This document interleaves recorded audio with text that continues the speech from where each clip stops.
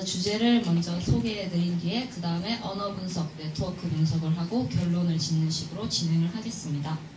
네, 먼저 저희는 한번 사람들의 유언장을 분석해서 사람들이 도대체 죽을 때 어떤 가치를 가장 중요시하게 여기는가 그것을 살펴보고 싶었는데 그냥 일반인이 하기에는 재산의 종류와 양도 다양하지도 않고 보통 가족에게만 이렇게 치우쳐져 있기 때문에 유명인의 유언장으로 하기로 했습니다. 그래서 저희는 외국 유명인의 유언장 34개를 수집을 해서 이것을 데이터로 하였습니다.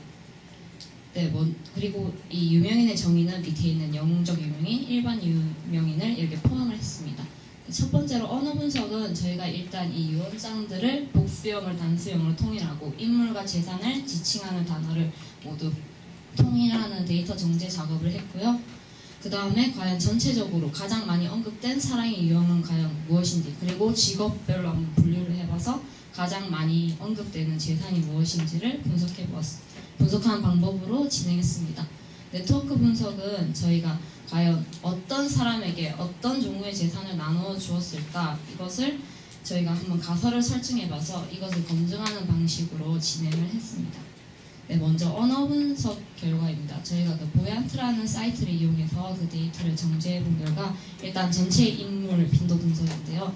네, 일단 딱 봐도 아시다시피 거의 90%가량이 거의 가족이 많이 언급됐다는 것을 알 수 있고 일단 가장 많이 언급된 딸과 배우자에 대해서 좀 살펴보겠는데 이 이유는 안 그래도 다른 아들보다 아마 딸이 많이 나왔을 거라는 해석과 더불어서 좀 여자는 아직까지 남자에 대해서 경제적인 큰 이익을 취하기에는 사회적으로 지위가 낮기 때문에 이것을 염려하고 배우자는 사랑하고 언제까지 계속 좀 자신의 일생을 함께 해온 사람이기 때문에 이 사람들을 염려를 많이 해서 이 두 사람을 가장 많이 언급한 것으로 저희가 해석을 했습니다.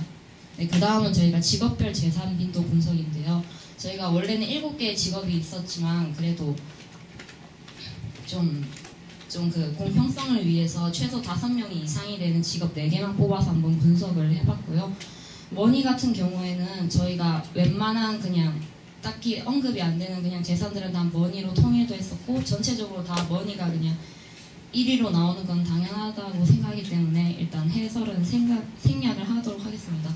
먼저 기업으로 보면 기부와 주식이 아주 높은 비율로 나타나는 걸 볼 수 있는데요. 이 기부는 보통 자신의 그 기업 재단에 기부하는 경우가 많았는데 이것을 보아서 그들은 자신의 죽을 때도 좀 사회에 이렇게 환원을 하면서 우리 남들에게도 귀감을 줄 수 있는 노블레스 오블리주를 실천했다고 볼 수 있습니다. 그리고 기업인이다 보니까 좀 이런 주식 관련이 많았는데 이들은 자신이 죽을 때도 자신의 그 기업의 그 주식이 어떻게 될지 행방에 대해서 좀 염려를 많이 했다는 걸 볼 수 있었습니다. 네, 그 다음은 정치인인데요. 정치인도 기부에 대한 비율이 굉장히 높은 것을 알 수 있고 그 앞선 것과 비교해서 랜드, 이 부동산에 대해서 굉장히 좀 높게 나왔는데 저희는 이것에 대해서는 좀 이 사람들은 주식보다 좀 부동산에 대해서 좀 더 많이 투자를 했다고 이렇게 분석을 했습니다. 그리고 프리덤이 2%로 아주 작아 보이지만 유일하게 정치인에게서 나온 단어인데 이것은 그들이 노예를 해방하고 그 노예들에게 살 수 있는 돈을 준 것을 보아서 이들은 지식인이다 보게 좀 깨어있는 정신을 가지고 있었다 이렇게 분석을 했습니다. 그 다음 가수인데요. 가수는 앞선 것과 비교해서 갑자기 카피라이트라는 재산이 새롭게 생겼는데 아무래도 가수라는 직업상 이렇게 노래와 관련된 저작권이 나타난 것으로 볼 수 있습니다. 네, 배우 또한 카피라이트라는 이런 재산이 나와 있고요. 이들은 좀 앞선 것과 비교해서 이 주식과 랜드 여기 비율이 좀 굉장히 높아진 것을 볼 수 있어요.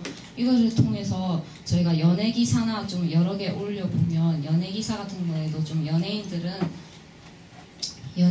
주식을 많이 사거나 좀 좋은 집, 빌딩 이런 걸 많이 사는 거를 볼 수 있는데 아무래도 좀 수명이 짧은 직업이다 보니까 이렇게 좀 이런 곳에 투자를 많이 하는 것을 저희가 살펴볼 수 있었습니다. 네, 그 다음은 네트워크 분석인데요. 일단 네트워크 분석 결과에 앞서서 저희가 가설을 어떻게 설정했는지 일단 말씀드리겠습니다. 네, 딸에게는 확실히 경제적 염려가 되기 때문에 좀 주기적으로 수입을 줄 수 있는 부동산을 가장 많이 물려주었을 것이라고 하고 아내는 함께 해왔기 때문에 함께 했던 추억을 공유하기 위한 개인적인 소장품과 함께 살아왔던 집 같은 것을 많이 물려주었을 것이라고 예상하고, 아들은 좀 독립성을 키워주기 위해서 소량의 돈이나 기업을 이어가도록 하는 경영권, 아니면 좀 경제시장이 이렇게 돌아가는 거를 좀 빠르게 캐치할 수 있는 그런 능력을 위한 주식을 가장 많이 물려주었을 것이라고 저희가 예상을 했습니다. 네, 이것은 저희가 그 네트워크 그 분석 결과를 개피해서 돌려가지고 그 빈도수를 이렇게 글자 크기로 해서 저희가 이렇게 시각화를 한 것인데요. 이걸 전체적으로 봐도 알 수 있다시피 일단 모든 사람에게 가장 많이 나눠준 재산은 이렇게 머니로 볼 수 있습니다. 근데 특히 밑에 있는 프렌드 파운데이션 네이버 같은 경우에는 머니가 다른 재산에 비해서 훨씬 더 좀 큰 걸 볼 수 있는데, 이것은 좀 이런 사람들에게는 일회성이 짚고 건네주기 쉬운 금전을 좀 많이 줬다는 걸 알 수 있었습니다. 이 다음은 저희 가설을 한번 말씀드리고 이게 맞는지 안 맞는지 지금 검토해 보도록 하겠습니다. 먼저 배우자 같은 경우에는 저희가 예상을 했듯이 주얼리와 랜드의 비율이 좀 굉장히 높았고요. 근데 딸은 저희가 랜드가 가장 많을 거라고 추측을 했지만 주얼리가 좀 더 높았습니다. 이 둘은 일단 전체적으로 다 재산을 많이 줬는데, 이들은 일단 기본적으로 머니라는 금전을 받은 뒤에 더 추가적으로 받았다는 것을 확인할 수 있었습니다. 썸 같은 경우에는 주식이 굉장히 많을 거라고 생각을 했는데, 주식은 없고 그냥 딸과 배우자와 마찬가지로 주얼리와 랜드가 굉장히 많다는 것을 저희가 살펴볼 수 있었습니다. 이것을 통해서 일단 가족들에게는 그들은 그냥 주얼리와 랜드, 그들이 이때 어린 시절부터 같이 함께 추억을 공유했던 물건들, 예를 들어서 뭐 자동차, 가구, 보석 이런 것들을 가족들에게는 공평하게 그냥 나누어 주었다는 것을 저희가 확인할 수 있었습니다.